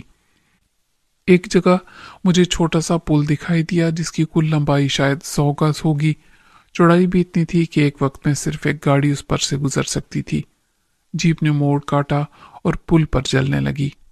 اس وقت مجھے اندازہ ہوا کہ 2 بھائیوں کی جاگیر کے درمیان یہ ندی ایک حد فاصل کی حیثیت رکھتی تھی، اور انہیں ملانے کا واحد ذریعہ یہ چھوٹا سا پل تھا۔ پل کے نیچے وسط میں 2 کنکریٹ کے ستون تھے، اور پھر 40-40 فٹ کے فاصلے سے دونوں جانب مزید 2۔ اس سے آگے پل کے کنارے پتھریلی چٹانوں کے سہارے پر سیمنٹ سے جوڑے گئے تھے۔ پل کم سے کم خرچ کر کے بنایا گیا تھا، اور اس کے لیے وہ جگہ منتخب کی گئی تھی جہاں ندی کی چوڑائی سب سے کم تھی۔ یہ ایک قدرتی صورتحال تھی کہ یہاں دونوں طرف چٹانیں بالکل دیوار بنی کھڑی تھیں، اور دریا کو ان کے بیچ میں سے سمٹ کر گزرنا پڑتا تھا۔ انور علی نے مجھے پل کا جائزہ لیتے دیکھا تو بولا، ये हुकूमत ने नहीं, खुद हमने अपने खर्च से बनाया था, अब से कोई 10 साल पहले। उससे पहले दोनों किनारों को मिलाने का वाहिद जरिया वो पुल था जो बहुत आगे सड़क पर है। खुश्क साली के मौसम में लोग कम गहरे पानी में से गुजर जाते थे। दोनों तरफ कुछ ऐसे रास्ते थे जहां पानी घुटनों से ऊपर नहीं होता था, मगर बारिश और तुगयानी के मौसम में यह मुमकिन नहीं रहता था। अब भी सैलाब के मौसम में यह पुल भी पानी में डूब जाता होगा। इसकी ऊंचाई ज्यादा नहीं है। हाँ, मगर ऐसा कम ही होता है। जब ऊपर शदीद बारिशें हों तो एक रेला आता है जो पुल के ऊपर से गुजरता है। आमतौर पर पानी की सतह पुल से कुछ नीचे ही रहती है। इस पर 30 लाख खर्च हुए थे। आधे आधे दोनों भाइयों ने शेयर किए थे। अब्बा जी की मर्जी थी कि इसे आम लोगों के लिए न रखा जाए, मगर ताया ने इनकार कर दिया और शर्त रखी कि अपने हिस्से का खर्च वो उसी सूरत में देंगे जब उसे सब इस्तेमाल करें। अब्बा जी को ये बात मानना पड़ी। अब्बा के मुकाबले में तुम्हारे ताया कुछ अवाम दोस्त लगते हैं। जीप अब दूसरे किनारे पर वापस जा रही थी। हाँ, दोनों भाइयों के मिजाज में ये फर्क है, और एक नस्ल के बाद देखो तारीख कैसे खुद को दोहरा रही है। यही फर्क मेरी और अकबर की फितरत में भी है। ताया ज्यादा पढ़े लिखे तो नहीं हैं, मगर तबन कतात पसंद, रहमदिल और फयाज हैं। तुम इस खानदानी तारीख से बोर तो नहीं हुए? बिल्कुल भी नहीं। मैं पहली बार इस माहौल से मुतारिफ हो रहा हूं। रईसों, नवाबों और वडेरों के बारे में मैंने सुना बहुत था। अनवर ने जीप रोक दी और नीचे उतर आया। नदी के किनारे पर सीमेंट के 2 चबूतरे बने हुए थे। एक पर बैठ के उसने थर्मोस खोला और मुझे गर्मा गर्म कॉफी दी। यहाँ मर्द औरतें कपड़े धोते हैं। मंगल और जुमेरात के दिन औरतों के लिए मखसूस हैं। उस दिन मर्द इधर नहीं आ सकते। मैंने कॉफी का एक घूंट लेकर कहा, वाह, मुझे मालूम नहीं था कि तुम पूरा इंतजाम करके चले हो। वो हंसा। मुझ में इतना सलीका कहाँ, ये सुलूनी का हुस्न इंतजाम है। इस तरफ से तुम दोनों तरफ का फर्क देख सकते हो। मैंने कहा, मुझे तो कोई फर्क नजर नहीं आ रहा। मैं बताता हूं। मेरे दादा की जमीन नदी के दोनों तरफ थी। मुझे अंदाजा नहीं कि कितनी थी, मगर बहुत थी। वो इस इलाके के सबसे मुतमव्विल जमींदार शुमार होते थे। उन्हें अंग्रेज ने खान बहादुर का खिताब दिया था। ऐसी क्या खिदमत थी उनकी? मैंने कहा। ये एक अफसोसनाक और तल्ख हकीकत है कि अंग्रेज खिताब और जागीरें उन्हीं को देते हैं जो उनके वफादार और खिदमत गुजार हों। दादा ने बड़ी अक्लमंदी से पहली बार नदी की एक तरफ की जमीन पकड़ ली, और जब दूसरी दफा नवाजे गए तो दूसरी तरफ की। बड़ा भाई एक तो कनात पसंद था, और दूसरा ये कि उसकी औलादे नरीना नहीं हुई। क्या इत्तेफाक है कि उधर दोनों बेटे, इधर 2 बेटियां। यानी छोटे भाई की जागीर में खुद बखुद बड़े भाई की जागीर शामिल हो जाती। हाँ, रिश्ते तो पैदाइशी तौर पर तय थे। अब तुम अंदाजा कर सकते हो कि मुझ पर कितना दबाव है। एक बेटी आ गई है हमारे घर में, दूसरी ना आई तो समझो जागीर गई किसी और के पास। ये दोनों भाइयों को मंजूर नहीं होगा। ये इतनी बड़ी मजबूरी है कि मैं बाहर से विलायती मेम ले आता जिसका सबको यकीन होता, तब भी दूसरी बेटी मेरी दूसरी बीवी बन के आती इसी घर में। अब एक तरह से बहुत कुछ मेरे हाथ में है। कोई नहीं चाहेगा कि मैं घर छोड़ के जाऊं। 2 बहनें एक भाई के निकाह में आने से रहीं, इसलिए मैं समझता हूं कि सबको मेरी बात मानना पड़ेगी और बिलाखिर सब ठीक हो जाएगा। यानी तुम शादी कर लोगे दूसरी बहन से? भाई, अभी मैं कुछ कह नहीं सकता। अगर मैं 10 साल भी नहीं चाहूंगा तो वो 10 साल बैठी रहेगी बाप के घर में। इतना बड़ा जुल्म कर सकते हो तुम? उस बेचारी लड़की का क्या कसूर है आखिर? मैं समझता हूं यार, लेकिन फौरी फैसला नहीं कर सकता। इस मसले का हल भी निकल आएगा।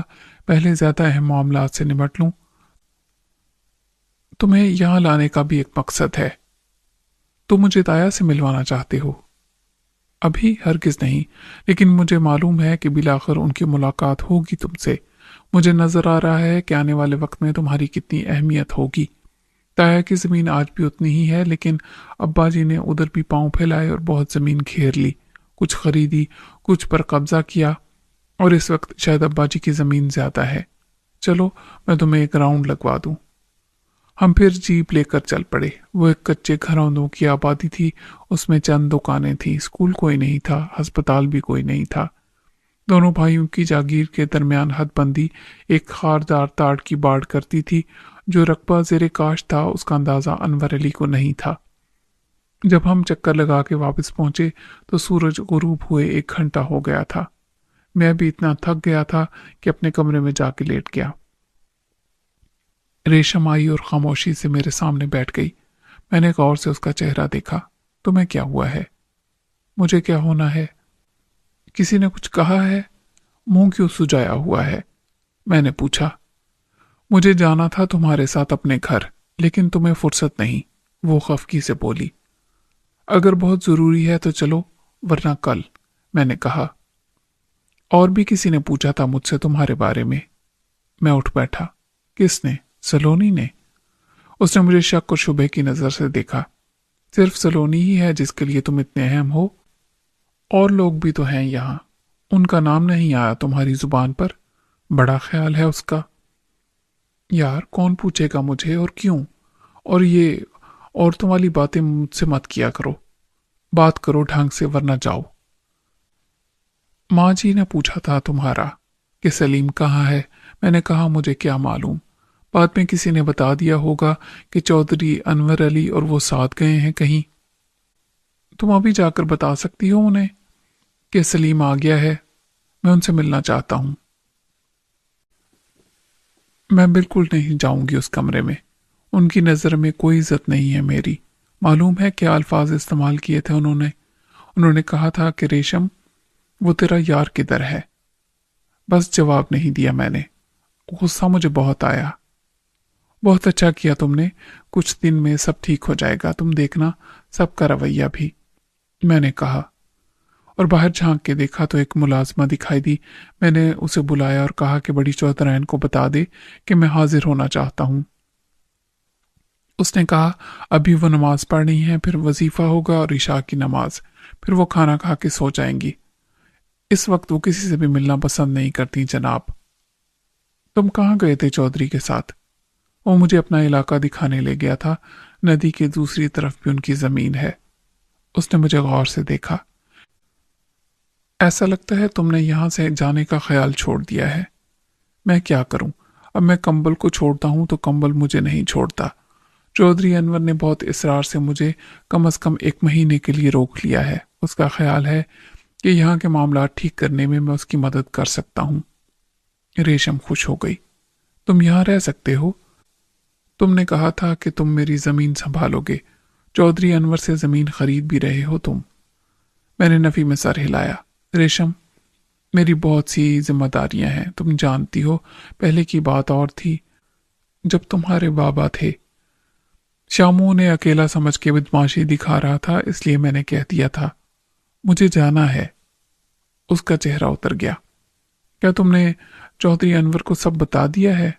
हाँ, वो कहता है कि मेरे लिए खतरे की बात कोई नहीं। उसके होते कोई भी मेरी तरफ आंख उठा के नहीं देख सकता। ना वो दुश्मन मुझे नुकसान पहुंचा सकते हैं जो मेरे पीछे हैं, और ना ही पुलिस हाथ लगा सकती है। फिर क्यों जाना चाहते हो तुम? मुझे नौरीन को तलाश करना है। कोई नहीं समझता कि ये मेरे लिए कितना अहम है। मैं ये फर्ज करके मुतमईन नहीं बैठ सकता कि वो मर गई। वो मेरी जिम्मेदारी थी जो मैंने खुद कबूल की थी, और उसने मुझ पर एतमाद किया था। आखिर तुम समझते क्यों नहीं कि वो जिंदा होती तो क्या पहले यहां ना आती तुम्हें तलाश करने? वो डूब गई होगी। रेशम, ये भी तो हो सकता है कि वो ना डूबी हो, और उन्हीं में से कोई उसे अपने साथ ले गया हो, जो मुझे भी नादिर शाह के सामने पेश करने के लिए ले जा रहे थे। वो नादिर शाह की कैद में हो। अगर ऐसा हुआ तो क्या अकेले तुम उसे छुड़ा लोगे? मैं कोशिश जरूर करूंगा। वैसे भी मुझे नादिर शाह से बदला तो लेना ही था, अपने भाई के कत्ल का भी और अपना भी। अनवर ने कहा है कि वो नौरीन का पता चलाने में मेरी मदद करेगा। अनवर ने दरवाजे से झांक के कहा, मैं आ सकता हूं दखल दर माकूलात करने? मैंने हंस के कहा, हम कोई माकूल बात नहीं कर रहे थे। वो अंदर आ गया। उसकी नजर रेशम पर जम गई। मैंने देखा तो तुम अपने कमरे में नहीं थी। برا نہ مانو تو ایک بات کہوں؟ آپ ایسی باتیں کیوں کرتے ہیں چودھری صاحب؟ پہلی بات تو یہ کہ تم مجھے چودھری صاحب نہیں صرف انور صاحب کہہ سکتی ہو، زیادہ سے زیادہ، ورنہ انور بھی کافی ہے۔ یہ کیسے ہو سکتا ہے جناب؟ جب اور کوئی آپ سے یوں مخاطب نہیں ہو سکتا تو میری کیا اوقات ہے؟ دراصل ابھی تک میرا ذہن اس ماحول کا عادی نہیں ہے۔ باہر ایسا ہی ہے، بیٹا باپ کو نام سے مخاطب کرتا ہے، ماتحت اپنے باس کا نام لیتا ہے۔ اگر میں کہوں کہ اس لباس میں تم بہت اچھی لگ رہی ہو تو برا مت ماننا۔ باہر لوگ شوہر کے سامنے بیوی کو اور باپ کے سامنے بیٹی کو کہتے ہیں کہ تم بہت حسین نظر آ رہی ہو تو خواتین خوش ہو جاتی ہیں۔ نہ شوہر اسے برا سمجھتا ہے اور نہ باپ۔ لیکن اب تمہیں سمجھ لینا چاہیے کہ یہ ولایت نہیں پاکستان ہے۔ میں نے ریشم کو خفت سے بچایا جس کا رنگ انور کی بات پر لال ہو گیا تھا۔ میں ذرا دیکھ لوں، کھانے کا وقت ہو گیا ہے، کچھ سلونی کا ہاتھ بٹا دوں، ریشم نے کہا۔ سلونی سے تمہاری اچھی گپ شپ ہو گئی ہے، وہ تعریف کر رہی تھی تمہاری، انور نے کہا۔ انور میرے پاس بیٹھ گیا۔ تم نے دیکھا یہاں ٹیلنٹ کیسے ضائع ہو جاتا ہے۔ اب یہ لڑکی ریشم اس گاؤں میں نہ ہوتی، شہر میں ہوتی اور اسے اچھی تعلیم حاصل کرنے کا موقع ملتا، صحیح ماحول ملتا تو یہ بہت آگے جاتی۔ ہمت ہے اس میں۔ سلونی اگر باہر ہوتی تو تہلکہ مچا دیتی، ماڈلنگ میں، شوبز میں، پی آر میں۔ میں نے کہا، ماں جی نے یاد کیا تھا مجھے۔ انور علی کو جیسے ایک دم بریک لگ گیا۔ ماں جی نے؟ کب؟ کس نے بتایا؟ انہوں نے ریشم سے پوچھا تھا۔ انور کا چہرہ روشن ہو گیا، اس نے ہاتھ آگے بڑھایا۔ ملاؤ ہاتھ۔ کتنا صحیح تھا میرا اندازہ، تم وسیلہ بنو گے۔ ابا جی نے ٹھیک سوچا کہ جو کہنا ہے تم سے کہا جائے اور اماں سے کہلوایا۔ خود ان کے لیے انا کا مسئلہ تھا۔ میں چاہتا تھا کہ ابھی حاضر ہو جاؤں لیکن اب صبح ہی ملاقات ہوگی۔ ہاں، وہ لمبی نماز پڑھتی ہیں اور پھر درود و وظائف میں لگی رہتی ہیں۔ کل میں تمہیں لینڈ ریکارڈ دکھاؤں گا، میں نے پٹواری کو بلایا ہے۔ میں نے ہاتھ جوڑے۔ انور صاحب، مجھے آزمائش میں مت ڈالو۔ میں کہاں سمجھ سکتا ہوں ان پٹواریوں کے بہی کھاتے۔ اس نے مایوسی سے سر ہلایا۔ یہی تو میری مشکل ہے، میں سمجھا تھا تم سیانے بندے ہو۔ خیر، عملی صورتحال تو تمہاری سمجھ میں آ گئی ہے نا، اب تم سالس کا کردار نبھا سکتے ہو۔ یہ تمہاری خوش فہمی ہے، کسی اور کی نظر میں میری کیا اوقات ہے؟ مجھے کون سالس بنائے گا اور کیوں؟ یہ تم دیکھو گے۔ چلو اب کھانا کھا لیں۔ اگلے دن میں ناشتے سے فارغ ہوا ہی تھا کہ ریشم مجھے پھر بتانے لگی، چلو تمہیں طلب کیا گیا ہے۔ میں اٹھ کھڑا ہوا۔ تم سے کہا ہے انہوں نے؟ نہیں، ایک خادمہ ان کا پیغام لائی تھی۔ میں اپنے کمرے سے نکل کے چودھری صاحب کے بیڈ روم تک گیا اور باہر موجود خادمہ سے کہلوایا کہ چوہدرائن کو میرے آنے کی اطلاع دے۔ پھر اجازت کے انتظار میں کھڑا رہا۔ تقریباً 10 منٹ کے بعد میں نے خادمہ سے پوچھا کہ کیا چودھری صاحب اور چوہدرائن مصروف ہیں؟ انہیں پھر یاد کرا دو۔ اس نے منہ بنا کے کہا، نہیں جی، میں ایسا نہیں کر سکتی، مجھے گالیاں پڑیں گی۔ میں نے ایک بار بتا دیا ہے، کافی ہے۔ مجھے یوں لگا جیسے انتظار میں کھڑا رکھنے کا مقصد میری تذلیل ہے اور مجھے اپنی اوقات یاد دلانا ہے۔ خادمہ سے یہ کہہ کر جانے ہی والا تھا کہ جب وہ بلائیں تو کمرے میں آ کر بتا دینا کہ خادمہ کو اندر سے حکم ملا، بھیج دو اسے۔ یہ چوترائن کی آواز تھی۔ میں اندر گیا اور اخلاقاً دونوں کو سلام کیا۔ وہ بڑے تمطراق سے ایک صوفے پر آمنے سامنے بیٹھے تھے۔ انہوں نے سر کی جنبش سے میرے سلام کا جواب دینا بھی گوارا نہ کیا۔ بیٹھنے کے لیے کہنا تو دور کی بات ہے۔ دیکھ، کیا نام ہے تیرا؟ سلیم۔ چودھری صاحب نے بڑی رعونت سے کہا، ہمیں نہیں معلوم کہ تو کون ہے، کہاں سے آیا ہے، تیرا کوئی گھر بار، خاندان، ذات برادری ہے یا نہیں؟ میں نے سمجھ لیا کہ اس جارحانہ آغاز کے بعد کوئی بھلائی کی توقع رکھنا لا حاصل ہوگا۔ میں نے جواب میں کسی بدتمیزی یا بد اخلاقی کا مظاہرہ کرنے سے گریز کیا۔ ان کے حد تک آمیز سلوک کا ایک جواب تو میں نے یوں دیا کہ تیسرے بڑے صوفے پر اطمینان سے بیٹھ گیا۔ پھر میں نے کہا کہ چودھری صاحب، آپ کے لیے یہ تمام معلومات حاصل کرنا اتنا ضروری کیوں ہے؟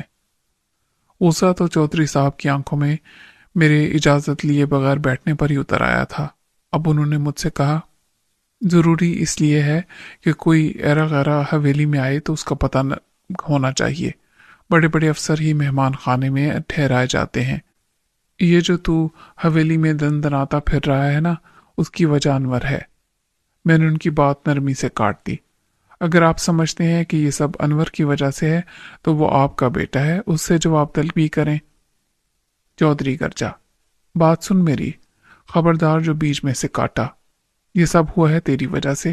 آخر کیا سمجھتا ہے تو خود کو؟ تو کچھ بھی کر سکتا ہے۔ میں نے کہا، آپ بلا وجہ مجھے الزام دے رہے ہیں۔ یہ آپ کے 2 بیٹوں کی لڑائی ہے اور اس کے ذمہ دار بھی آپ خود ہیں۔ اگر آپ نے انصاف سے کام لیا ہوتا تو یہاں تک کی نوبت نہ آتی۔ تو مجھے الزام دے گا؟ چودھری تھاڑا۔ میں نے ان کی آنکھوں میں آنکھیں ڈال کر جواب دیا، 1 سال پہلے آپ نے اپنے ایک بیٹے کی حمایت کی تھی، کیا دوسرا سوتیلا تھا کہ آپ نے اس کے ساتھ ہونے والے ظلم کو خاموشی سے برداشت کیا؟ مگر آج جو ہو رہا ہے اس کا ذمہ دار تو ہے۔ تیرا کیا تعلق ہے ان معاملات سے؟ تو نے حالات خراب کیے، تو نے گمراہ کیا ہے انور کو، اب وہ تیرے ہاتھوں میں کھیل رہا ہے۔ چودھری غصے میں گرجتا رہا، یہ بالکل غلط ہے۔ میں نے تو صرف اپنی زندگی کے لیے کوشش کی تھی، قید سے رہائی حاصل کی تھی، اور یہ میرا حق تھا۔ اور اس میں اگر انور کو رہائی مل گئی تو اس میں کیا بری بات ہے؟ کیا میں اسے زنجیروں میں جکڑا ہوا چھوڑ کے نکل آتا؟ اب جو کچھ ہو رہا ہے انور کر رہا ہے اور اپنی مرضی سے کر رہا ہے، میرے مشورے سے نہیں، جیسے اکبر سب کچھ اپنی مرضی سے کرتا تھا۔ اور حقیقت یہ ہے چودھری صاحب کہ اللہ کے گھر میں دیر ہے اندھیر نہیں۔ خدا سے زیادہ انصاف کرنے والا اور کون ہے؟ چپ کر وڈے مولوی کی اولاد، اپنا آتا پتا بتا۔ تیرا باپ کون تھا؟ تیری ماں کی بدعمالیاں کیا تھیں؟ آپ کی گالیوں سے مجھے کوئی فرق نہیں پڑتا۔ آپ تو سب کی ماں بہن ایک کرتے آئے ہیں۔ آپ میرے برابر کے ہوتے تو میں آپ کو صحیح جواب دیتا، لیکن مجھے صرف آپ کی عمر کا لحاظ ہے۔ میں اٹھ کھڑا ہوا۔ میں اچھی امید لے کر آیا تھا، اپنی بے عزتی کرانے نہیں۔ بے عزتی ان کی ہوتی ہے جن کی کوئی عزت ہو، چودھری چیخ کے بولا۔ اب چوترائن نے کہا، 1 منٹ ٹھہر کے میری بات بھی سن لے۔ چودھری صاحب، آپ کا بلڈ پریشر بہت بڑھ گیا ہے، آپ لیٹ جائیں، مجھے بات کرنے دیں، اور یہ دوا کھا لیں۔ اس نے میز پر سے ایک شیشی اٹھا کے گولی نکالی اور پانی کے گلاس کے ساتھ چودھری کو دی۔ اس سے کہو یہ یہاں سے دفع ہو جائے۔ چودھری کی آواز بھی غصے سے کانپ رہی تھی اور اس کے جسم پر بھی راشا طاری تھا۔ میں نے بہتر سمجھا کہ ابھی ٹل جاؤں۔ ماں جی، میں پھر آ جاؤں گا، یا آپ آ جائیں میرے کمرے میں اگر بات کرنا چاہیں۔ چودھری کی حالت ایسی تھی کہ لگتا تھا اسے دل کا دورہ پڑ جائے گا۔ ایسا ہوتا تو عذاب خود بخود مجھ پر آتا۔ اس کے دھاڑنے کے باوجود اتنی ہمت پھر بھی کسی میں نہیں تھی کہ اندر آ کے اس کی ناراضی کا سبب پوچھتا۔ انور کا متعین کردہ محافظ دروازے پر بت بنا کھڑا تھا، باقی سب برآمدوں میں نظر بھی نہیں آ رہے تھے۔ صرف ریشم اپنے کمرے کے باہر پریشان کھڑی تھی۔ وہ میرے ساتھ چلنے لگی۔ کیا کہہ دیا تم نے ایسا چودھری سے؟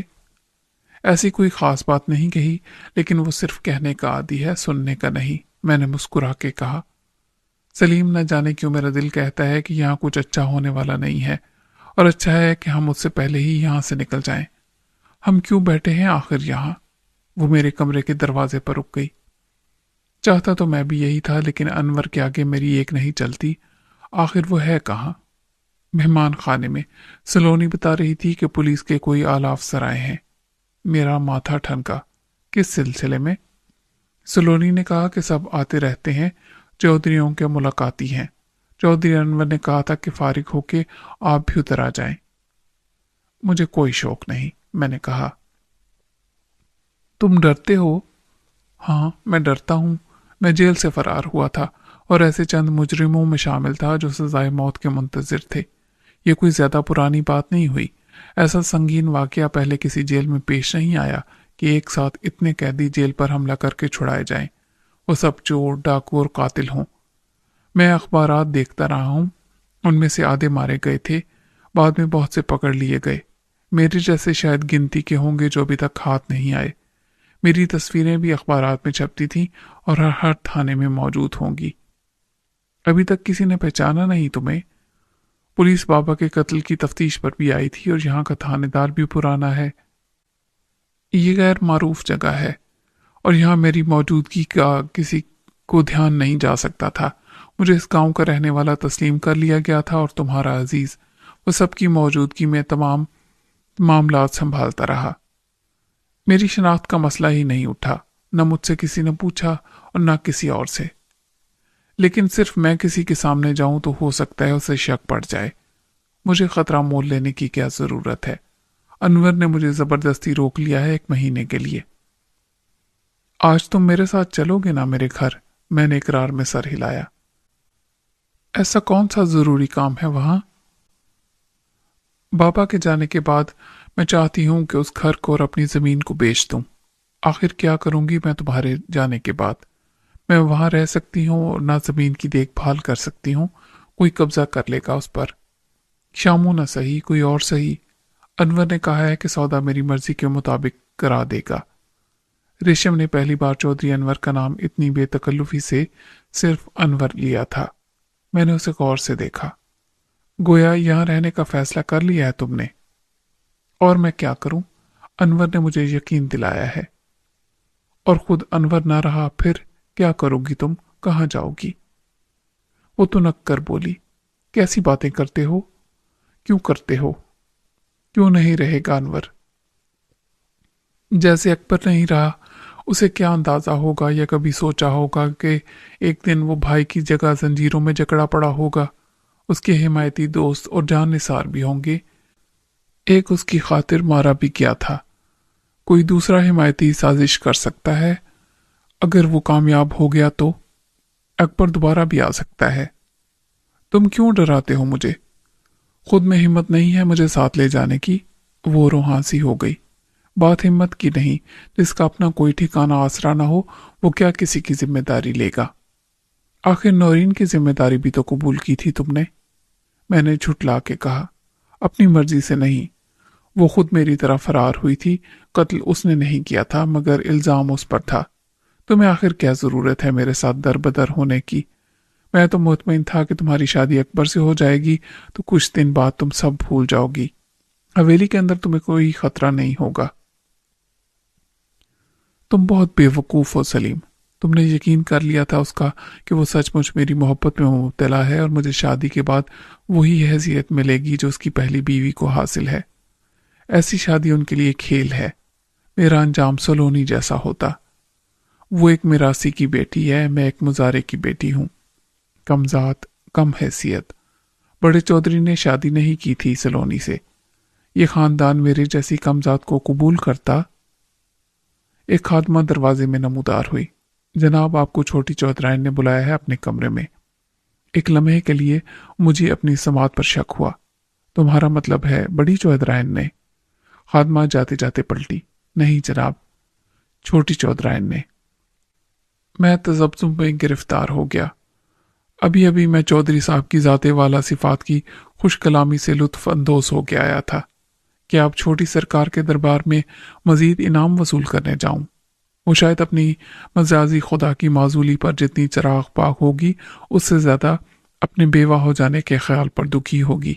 میں اسے جو کچھ بھی اپنی صفائی میں کہوں گا رائے کہاں جائے گا۔ یہاں پر ہر کام کے لیے بس مجھے ہی ذمہ دار ٹھہرایا جا رہا تھا۔